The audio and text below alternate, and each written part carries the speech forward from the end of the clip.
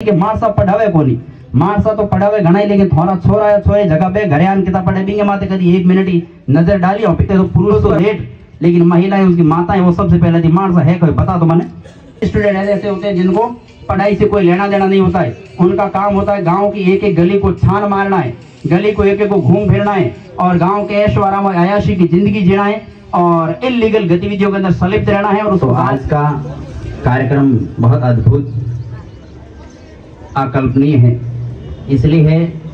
कि बाड़मेर जैसे शहरों में तो आपने हजारों प्रोग्राम ऐसे सुने होंगे, लेकिन ग्रामीण क्षेत्रों में प्रतिभाओं को तराशने के लिए जिस प्रकार का कार्यक्रम आपके गांव में आयोजित किया जा रहा है वास्तव में अद्भुत और अतुलनीय है।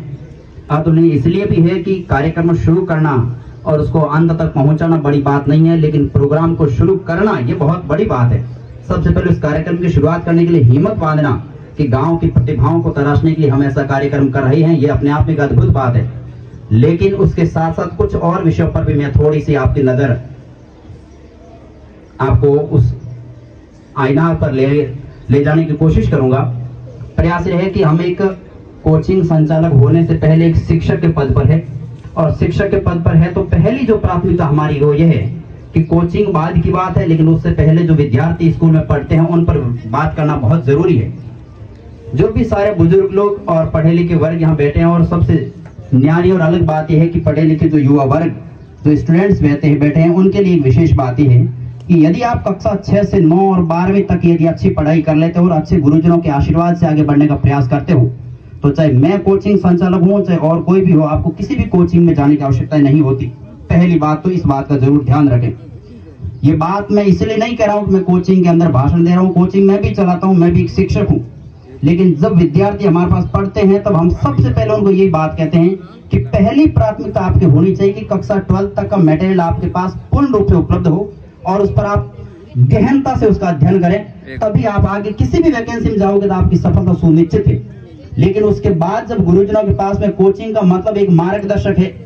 चाहे कोई भी दुनिया की किसी भी कोचिंग में, चाहे आप IAS कोचिंग करने के लिए दिल्ली जाइए, चाहे जयपुर जाइए, चाहे बाड़मेर जाइए, चाहे यहाँ गोविंदम कोचिंग में कोचिंग कीजिए, कोचिंग का मतलब सिर्फ मार्गदर्शक, गुरुजनों का आशीर्वाद, गुरुजनों का मार्गदर्शक और आपके जो नियमितता बनी रहती है वो होती है। वो हम भी वहां कहते हैं, ये भी गुरुजन कहते हैं। आप ये सब जानते हैं कि घर जाने के बाद याद सारी बातें आपको करनी है, पढ़ना सारा आपको है, लेकिन आपको ये बात पता नहीं होती कि मुझे क्या पढ़ना है, कितना पढ़ना है और कहां से पढ़ना है, और ये काम आपको बताने का करते हैं गुरुजन। और ये गुरुजनों ने यहाँ पर इस भीमडा जैसे गांव के अंदर कार्यक्रम शुरू किया, इस प्रकार की पहल शुरू की, वास्तव में अनोखी और अनूठी है। और आप सबसे यह आह्वान है कि इस बात का आप लाभ लीजिएगा, फायदा उठाइएगा। और दूसरी बात, कुछ युवा वर्ग यहाँ बैठे हैं, उनके संदर्भ में मैं हमेशा जहां पर भी जाते हैं, जहां पर बातचीत होती है, हमारे केंद्र के अंदर एक तो रहता है नशा,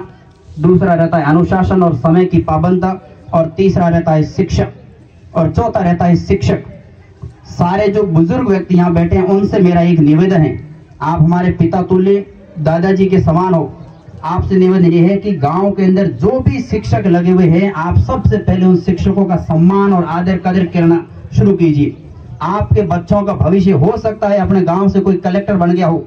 लेकिन आपके बच्चों का भविष्य उन शिक्षकों के हाथ में है जो यहाँ पर लगे हुए हैं। कलेक्टर आपका हो सकता है कोई बहुत बड़े ओहदे पर बैठे हुए व्यक्तियों के काम आ सकते हैं, लेकिन मेरे जैसे और आप जैसे गांव के क्षेत्र में, ग्रामीण क्षेत्र में खेती करने वाले व्यक्ति के लिए कोई काम के नहीं आएंगे। सीधी बात यह है, आपके काम जब भी छोटे से मोटा कोई भी काम होगा तो आपके काम आएंगे शिक्षक,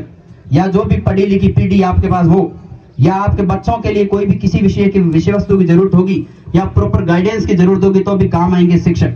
तो जो भी शिक्षक हो, निजी शिक्षण संस्थान के भी हो सकते हैं या सरकारी शिक्षण संस्थान के भी हो सकते हैं। एक तो यह बात भी अपने को भेदभाव करना भी खत्म करना पड़ेगा, क्योंकि एक व्यक्ति 1 नंबर से पीछे रहता है और एक व्यक्ति 1 नंबर अधिक लाके शिक्षक बन जाता है। इसका मतलब यह नहीं कि वो बहुत होशियार था, वो कमजोर है, सब होशियार है, लेकिन हो सकता है कहीं पर किस्मत कभी काम नहीं करती, कभी कोई और चूक रह सकती है। हो सकता है जो एग्जाम हो उसे 5 दिन पहले उस व्यक्ति को बुखार आ गया हो, जिसकी वजह से उसे 4-5 नंबर कम आ गए हो, बहुत सारे कारण रह सकते हैं। लेकिन उन गुरुजनों का जो भी पढ़ाते हैं, मैं तो कहता हूं जिन्होंने भी BSTC और B.Ed किए वो सारे गुरुजन हो गए, वो उनका डिप्लोमा डिग्री होते वो शिक्षक बन गए। अब सिर्फ उनको ज्वाइनिंग बाकी है, फर्क कितना है, तो उनका आप आदर और मान सम्मान शुरू कीजिएगा। क्योंकि कई बार विद्यालयों में हम देखते हैं कि आलोचना सारी शिक्षक के ऊपर थोप दी जाती है कि मारसा पढ़ावे कोनी, मारसा तो पढ़ावे घना ही, लेकिन थोड़ा छोरा या छोरे जगह पे घरे आन किताब पढ़े बिंगे माते कभी 1 मिनट ही नजर डाली हो पे। उस पर अपन ध्यान नहीं देते। और दूसरी बात, सरकार के कानून ने तो हमारे हाथ बांधे ही बांधे,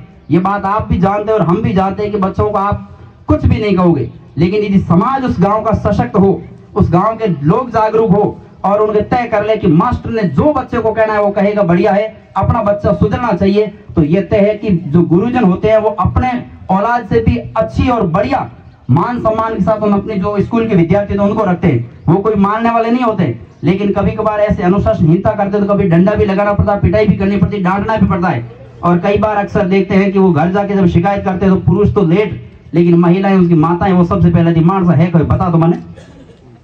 ठीक है। ऐसी जब खबरें जब टीचरों के सामने आती तो कौन नौकरी से हाथ धोना चाहता है, पढ़े तो पढ़े जे आ गई अपना पीठ गुन के। और उस माहौल के अंदर जब ऐसा धीरे धीरे एक स्कूल का, दो स्कूल का, तीन स्कूल का माहौल क्रिएट होते होते सोशल मीडिया का जमाना, एक दो तीन बार खबरें 2-3 गांवों पहुंची, खबर आ गई, उसको सस्पेंड किया, उसको एपीओ किया, उसको निलंबित किया। जब यह बातें आती है तो दूसरे बार कहता है मरने दो, अपने को क्या करना है, और इसी हिसाब से पीढ़ी पीछे जाती है। एक तो बात ये। दूसरी महत्वपूर्ण बात यह है कि जो गांव के अंदर हो या स्कूल के अंदर क्लास में, आप भी जानते हैं और हम भी जानते हैं कि पढ़ने वाले 5 बच्चे होते हैं जो टॉपर होते हैं, और 10 स्टूडेंट्स ऐसे होते हैं जो मध्यम अवस्था में होते हैं, और 30 स्टूडेंट ऐसे होते हैं जिनको पढ़ाई से कोई लेना देना नहीं होता है। उनका काम होता है गांव की एक एक गली को छान मारना है, गली को एक एक को घूम फिरना है, और गांव के ऐश आराम और अयाशी की जिंदगी जीना है, और इलीगल गतिविधियों के अंदर संलिप्त रहना है। और उसको गांव का कोई व्यक्ति नहीं कहता बेटा ऐसा क्यों कर रहा है। ऐसे लिए समाज के या जिस भी समाज का हो, जिस भी गांव के लड़के हो, उन समाज को, गांव को इकट्ठा होना चाहिए। और किसी भी जब ऐसा सार्वजनिक प्रोग्राम होता है तब कहना चाहिए कि भाई फलाना फलाने का लड़का गांव के अंदर, चाहे लड़कियों के रूप में हो, लड़कों के रूप में, कोई भी हो, मिस यूज करा, चाहे सोशल मीडिया हो, चाहे समाज का कोई प्लेटफॉर्म हो, उसको मिस यूज करा, उसके खिलाफ सामाजिक रूप से कोई कार्रवाई होनी चाहिए। उसके माता पिता को प्रति जरूर बच्चे को समाज तभी सुधर सकता है, तभी स्टूडेंटों का भविष्य उज्जवल रह सकता है। बाकी केवल कानून के बलबूते पर, केवल गुरुजनों के बलबूते पर छोड़ दोगे तो जब आप विद्यालय पूछने ही नहीं आओगे 5-5 साल तक, 2-2 साल तक, 3-3 साल तक बच्चे पढ़ते, आप पूछने ही नहीं आओगे तो मास्टर जो बैठा उनके क्या करना है। आप अपने बच्चे को, औलाद को नहीं सुधारना चाहते तो जो टीचर बैठे हैं, जो गुरुजन पढ़ाते हैं, वो चाहे कोचिंग का हो चाहे स्कूल का हो, जब आप नहीं सुधारना चाहते उनके घर का क्या जाना है। और उनको तो पता है कि ठोरा लाड गुरा को चाय टेमत बना दे, और वो तो हम भी कहते हैं आप भी जानते हो। लेकिन जब उसको थोड़ी बहुत पिटाई भी करनी पड़ेगी, थोड़ी बहुत डांटना भी पड़ेगा, और फिर बच्चा 5 दिन स्कूल नहीं आता, फोन करते हैं, तब क्या हुआ तो फोन करते हैं टापर तो के मटी स्कूल मार से ठोके थे, मार से हाको थोड़ा कम करो। अरे ऐसे लाड प्यार से अब से यदि बच्चा अपने कंट्रोल में नहीं है तो आप ये तय मानिए कि 12वीं करने के बाद आप कॉलेज की पढ़ाई में भेजोगे तो आपको यदि साल भर बाद आप जाओगे तो बाड़मेर की विभिन्न टी पॉइंट्स पड़ी, उन टी पॉइंटों पर आपको चाय पीता हुआ मिलेगा। और चाय पीता हुए नहीं, टी पॉइंट्स के अंदर भी आपको 2-3 अलग अलग ऐसे डिवाइड किए हुए भाग मिलते हैं, जिसमें एक चाय पीने वाला, एक सिगरेट का, एक और कुछ होता है। और कुछ का मतलब ये नशा का जो आवृत्ति है ना, ये चारों ओर के आज के समाज को, हालांकि अपन सौभाग्यशाली के बाड़मेर के इस संदर्भ में भी कम आया है, लेकिन बाड़मेर को उस तरफ धोरीमना चौटन ब्लॉक के आसपास के जाइएगा, आपको हर स्कूल के स्टूडेंट को आप यही सुनोगे मास्टर कोई मानता ही नहीं है। और आप अपन सब जानते हैं कि जो ज्यादातर जो इस प्रकार की अयाशियों की जिंदगी जीते हैं उनकी जिंदगी बहुत कम होती है, सपने सारे धरे के धरे रह जाते हैं, लेकिन वो समय रहते पर जब अपने विद्यार्थियों को नहीं पहचान पाते हैं, स्टूडेंट्स को या फिर अपने औलाद को नहीं कह पाते, तब ये दिक्कत अपने सामने खड़ी होती है। तो आपसे भी ये निवेदन है, और बुजुर्ग व्यक्ति उनसे भी, किसी ने कहा है कि नशा नाश कर देगा, घूमोगे खाने को, लेकिन कटोरा लेके घूमना लोगों को पसंद है, लेकिन बच्चे की पढ़ाई की लिखाई उसके ऊपर काम ज्यादा नहीं करते। तो ये भी अपने के लिए सोचने की बात है। सरपंच साहब ने कहा कि हमने नशा प्रवृत्ति को बंद करने की कोशिश की, कम से कम पहल तो शुरू की है, बहुत अच्छी बात है। लेकिन एक और बात बता दूं कि ये काम पहल शुरू तो की जा सकती है, लेकिन गांव के अंदर कुछ ऐसे लोग होंगे जो जानबूझ कर ऐसा करेंगे, हम ऐसा नहीं करेंगे, और वो और कोई नहीं, गरीब तो फिर भी कोशिश कर लेगा, लेकिन धनबल के लोग होते हैं, वो अगर पैया है जना पावन के, ऐसी जब बातें आती है ना, तो ये केवल अमीर और गरीब की खाई को पाटने का काम नहीं, ये एक समाज को संतुलित करने का काम है। और इसमें सबकी यदि भागीदारी होती तभी जाके अपना समाज आगे बढ़ेगा। शिक्षा को केवल और केवल नौकरी के माध्यम से मत जोड़िएगा, शिक्षा को एक जीवन जीने का सलीके से जोड़िएगा, अपने व्यक्तित्व के निर्माण से जोड़िएगा। जीवन मुझे बहुत शानदार कैसे जीना है, मेरी पहचान कहां तक जानी है, अपने जीवन को उस हिसाब से जोड़िएगा। रूमा देवी बहुत ज्यादा पढ़ी हुई नहीं, 8वीं पास है,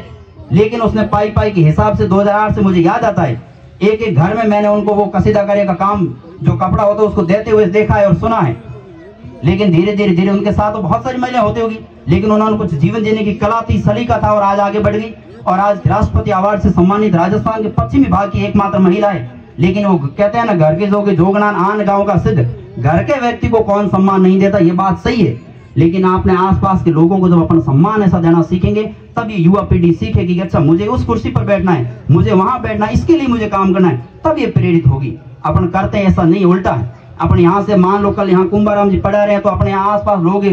मार सके पढ़ाएंगे, ये खबर है। लेकिन कल कह देना कि कुछ नहीं आता हो कि जयपुर से एक आदमी आ रहा है तो पूरी गांव की भीड़ उमड़ के आती, जयपुर उमार सवार है, वो पल्ले नहीं पड़ेगा। अपनी स्थिति क्या है, अपने को क्या आता है क्या नहीं आता, ये इनसे बेहतर जयपुर जोधपुर वाला नहीं जानता। लेकिन वो काहे ने घर की मुर्गी दाल बराबर होती है, उसको अपन समझते नहीं। इसलिए मैं गुरुजनों, आप जो पेरेंट्स बैठे उनसे कहना चाहता हूँ कि यहाँ के जो भी गुरुजन होते हैं उनका सम्मान कीजिए, अपने घर का जो भी व्यक्ति उसका आदर भाव कीजिए, आगे बढ़ाने की कोशिश कीजिए। टांग खिंचाई की प्रक्रिया बहुत ज्यादा होती है। ये जो संस्थान स्थापित हुई है ये आपके बदौलत हुई है, आपके बच्चों के लिए हुई है, आपके लिए हुई है। लेकिन आप ही जब इन बच्चों को यहाँ नहीं भेजोगे, मैं तो ये कहता हूं कि बच्चे यहाँ शहर आते हैं, क्या लोग हैं शहर आके, जब आपके शहर में ही आपके गांव में इस प्रकार की संस्था स्थापित हो रही है, गुरुजन यहाँ पढ़ा रहे हैं, तो शहर में कुछ नहीं रखा, फालतू का 5,000 रुपए का महीना का खर्चा व्यक्त करना है, घर के जो खाना पीना उससे दूर जाना है, बीमारियों की जो सब्जियां हैं उनको खाना है, और कुछ नहीं है। इससे बड़ा अच्छा बात है, अच्छी बात यह है कि यहाँ पर आपके गांव में संस्था स्थापित हुई, घर के आसपास हो, परिवार की निगरानी में हो, परिवार के कंट्रोल में हो, माता पिता के ध्यान में रहते हो, और आप भी उनके भय और डर से थोड़ी अच्छी पढ़ाई कर पाओगे,